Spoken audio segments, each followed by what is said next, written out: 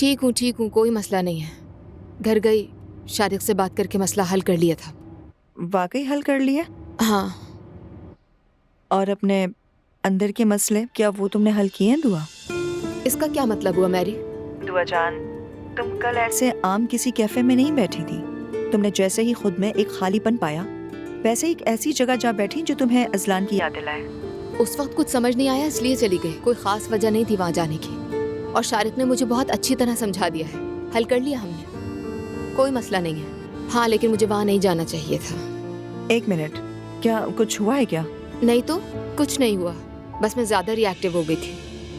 खैर अब ठीक हूँ मैं, तुम फिक्र मत करो मैरी, मसले हल हो गए। ठीक है, अगर तुम ठीक हो तो। और हाँ, खाला एलिफ को देखने आ रही है। एलिफ ठीक नहीं लग रही।